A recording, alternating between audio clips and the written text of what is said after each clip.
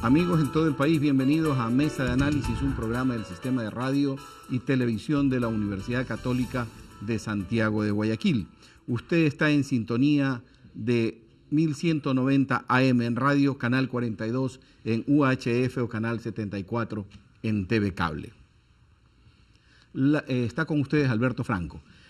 La consulta popular propuesta por el presidente ha desatado una gran polémica nacional al punto de llevar a una crisis interna al partido de gobierno. Los detractores de la consulta sostienen que esta contraviene a la Constitución del Estado. Quienes la defienden dicen que no se contrapone a la Constitución y que recoge el pedido de todos los sectores. Para analizar el tema tenemos en nuestro estudio al doctor Héctor Solórzano Constantine, analista jurídico, y al ingeniero Antonio Tramontana, analista político, con quienes estaremos dialogando para el desarrollo de este tema y de este programa. Gracias por acompañarnos, pero antes de comenzar con la entrevista, vamos a escuchar las opiniones del exdirector nacional de la Judicatura, doctor Enrique Tamariz, y del expresidente de la Corte de Justicia de Guayaquil, doctor Luis Herrería, quienes se pronuncian sobre la consulta popular que plantea el primer mandatario, economista Rafael Correa Delgado. Escuchen sus argumentos en el siguiente reportaje. Los doctores Enrique Tamariz y Luis Herrería aprueban el ejercicio democrático de receptar la opinión popular, pero dicen que les provoca desconcierto consultar sobre enmiendas constitucionales a 2 años de vigencia de la Carta Magna. Y esa enmienda se entendería como que se están corrigiendo errores cometidos durante la redacción de la Carta Constitucional. El otro aspecto, desde mi punto de vista, es que hay algunos temas que bien pudieron abordarse en forma directa, sin necesidad de pasar por una consulta. 2 efectos que desea el Ejecutivo para sí. El uno es apoderarse de los medios de comunicación por entero, y por otro lado también aprehender el funcionamiento del sistema judicial ecuatoriano por medio de la designación y la manipulación de los jueces. La pregunta número 4 sobre las enmiendas constitucionales plantea a los votantes: ¿está usted de acuerdo en sustituir el Pleno del Consejo de la Judicatura por una comisión técnica compuesta por 3 delegados, uno por el presidente de la República, uno por la Asamblea Nacional y uno por la función de transparencia y control social, para que durante 18 meses asuma todas y cada una de las funciones del Consejo de la Judicatura y pueda reestructurar el sistema judicial, enmendando la Constitución como lo establece el anexo 4? El nombrar 3 personas es establecer una comisión extraña al régimen constitucional, darle atribuciones que la Constitución no señala durante 18 meses para reordenar una función del Estado, tarea que no le corresponde. Él iba a meter mano en la administración de justicia, y eso es lo que pretende hacer. Eso en cualquier parte del mundo civilizado, eso de allí está sancionado severamente contra cualquier funcionario, más aún si se trata de un jefe de Estado que quiera tomar esas decisiones. Definitivamente la consulta que pretende convocar el señor presidente de la República en torno a ciertos condicionamientos básicos, como ser la reforma al Consejo de la Judicatura, la intromisión en el tema de la ley de comunicaciones y cosas como los toros, realmente ha concitado la atención, y en este momento llama la atención a todo nivel. Es necesario que el público conozca en sus varios estratos socioeconómicos la opinión de diferentes personas para que puedan formarse un criterio a lo largo de todo este proceso, que en este momento está en una que jurídicamente se podría considerar en una etapa de preaceptación en la Corte Constitucional, porque podría ser de que en esta se dé un dictamen de alguna o de otra forma que vaya a interrumpir la iniciación del proceso, pero que políticamente es muy dudoso que eso ocurra. Doctor Solórzano, gracias por acompañarnos. Doctor Héctor Solórzano, ingeniero de Tramontana, gracias por estar con nosotros. Y ese es el ámbito en el cual vamos a conversar muy amigablemente. Doctor, jurídicamente, ¿por dónde cree usted que la Corte Constitucional va a analizar el tema de la posible consulta que se ha planteado? Yo le agradezco que me haya invitado, agradezco su cordialidad, pero tengo que hacer el análisis yo solo doctrinariamente, porque no conozco las virtualidades de la pregunta, pero sí conozco las virtualidades de los pueblos para contestar. El mayor ejemplo histórico de una consulta la da Grecia, cuando convocaba al pueblo en el Partenón y le preguntaba qué quería. Y el pueblo contestaba. Esa era la ley, la contestación, no la pregunta. En el Foro Romano pasaba lo mismo. Allá va el pueblo, la civitas romana, al Foro Romano. Y los magistrados preguntaban y el pueblo respondía. Esa es la respuesta, es la ley. Esa es la que tiene que ser constitucional, porque la soberanía que a través de la voz de los pueblos se expresa es la ley. No hay fuente más pura del derecho que la soberanía. Los pueblos son los que se van formando a través del tiempo con sus normas. En Grecia había Platón, Aristóteles.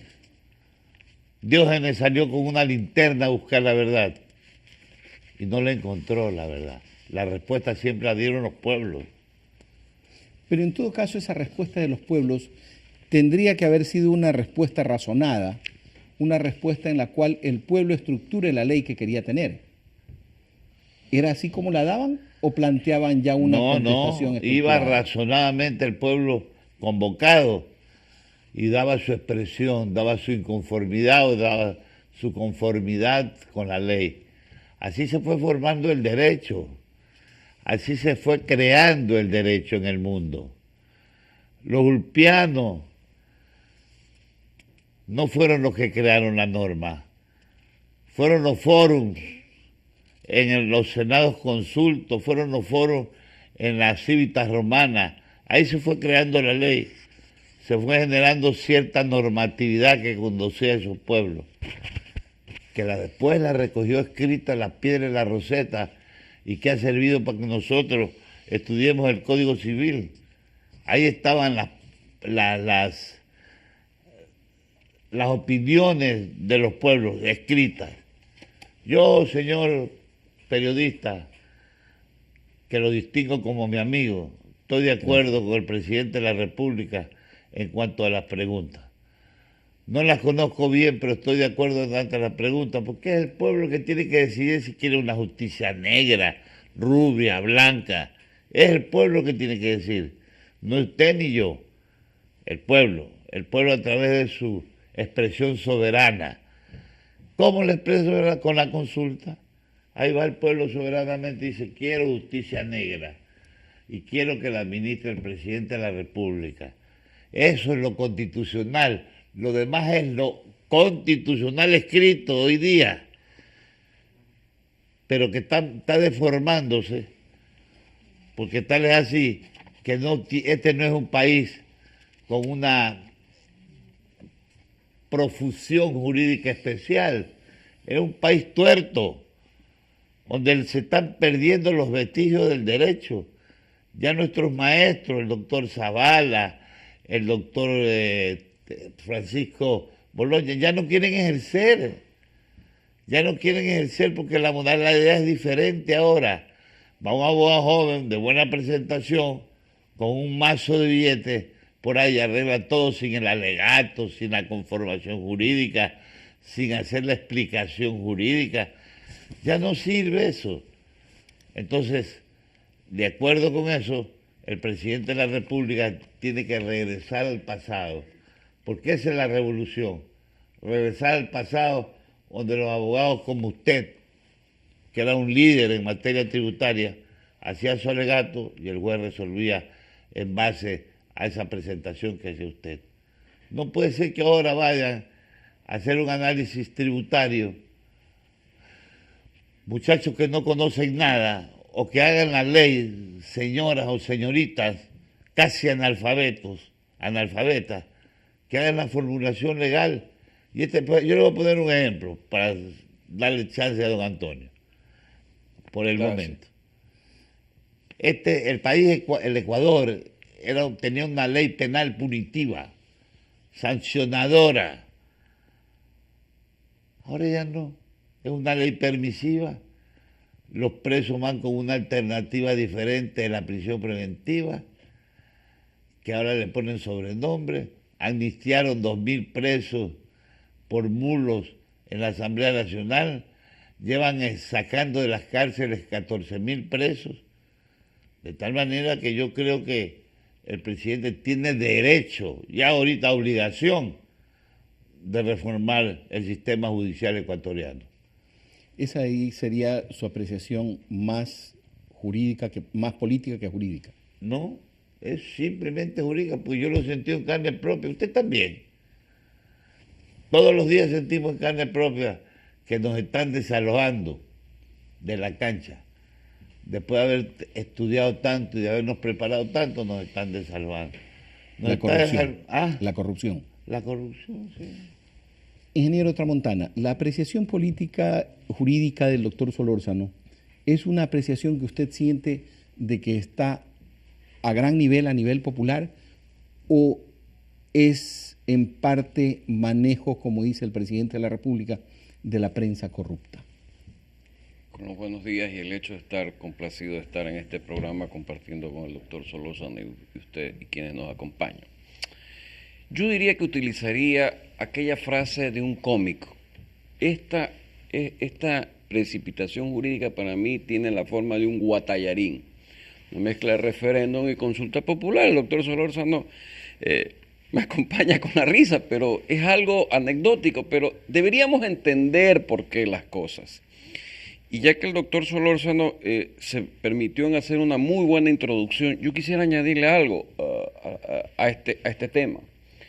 Y lo he venido sosteniendo aquí. Las revoluciones son de hecho y se legitiman en los derechos. Aquí tuvimos el error de que en Montecristi hicimos una revolución de derechos que ahora quiere legitimarse en los hechos.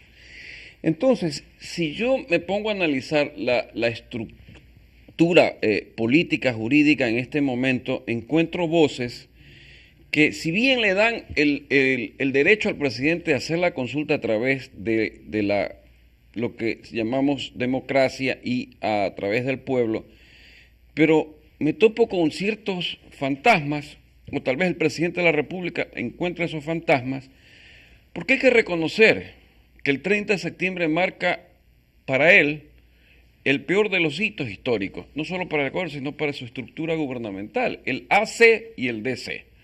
Antes de Correa y después de Correa, para mí, a mi modo de entender en el análisis político, hay algo que se llama el reposicionamiento de imagen, que es lo que él busca como presidente de la República, bajo el concepto de tener una fuerza suficiente donde al no haber mucho opositor por el no, puede consolidarse el sí, y se consolida en buena hora.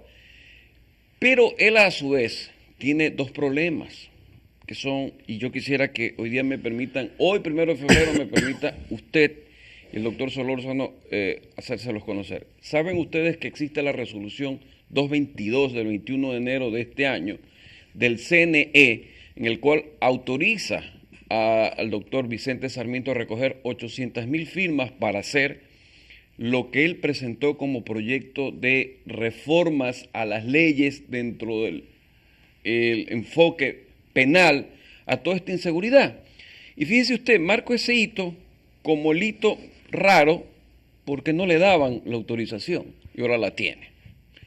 La segunda, yo diría que el fantasma de aquellas firmas que está recogiendo Carlos Vera Rodríguez, si bien no son 1 millón, yo me atrevería a decir son 800.000, pero son 800.000 valientes que firmaron. Y yo diría que si ponemos que hay 800.000 valientes y hay 800.000 no valientes que no firmaron, algo se está prácticamente tejiendo dentro del nivel político. Y si eso prospera o no prospera, pero ya se encuentran argumentos de la factibilidad o no factibilidad política de ese proyecto. Y yo quiero remitirme a algo que es interesante, que lo he traído conmigo y voy a citarlo. Y consta aquí. Telégrafo, sábado 29 de enero del 2011, página 5, actualidad. Encuesta del señor Santiago Pérez. 70% aceptación, popularidad. Perfecto. Yo diría que está bien. Solo que hay una pregunta que no está aquí. Si volverían a votar por una reelección, y la respuesta va a ser simple, 50%, porque esa sí la conozco. Pero, ojo con lo que voy a decir. 57% aprueba el proyecto de consulta. Pero en el 57% hay 2 lecturas interesantes. ¿Cuál es el principal problema de la provincia donde usted vive en la actualidad? Delincuencia e inseguridad, 28%, 29% en la costa, 31% en la sierra. Desempleo, 21% a nivel nación, 20% en la costa, 22% en la sierra.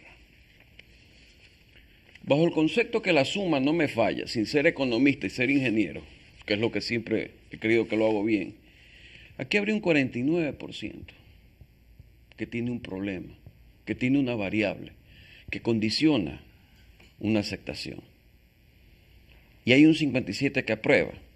Si solamente el acelerador lo aprieta la ciudad de Guayaquil a través de su líder, que es el alcalde, y si se suma, yo diría que los padres de todo este nacimiento, de esta revolución, que no hay que reconocerlo, el economista Costa y el doctor Gustavo Larrea, se pueden apretar las cifras. Muy interesante su apreciación, pero es numérica. Es numérica. Vamos a continuar con eso luego de los siguientes mensajes. Vamos a seguir dialogando sobre la consulta popular luego de la siguiente pausa con el doctor Héctor Solórzano y con el ingeniero Antonio Tramontano.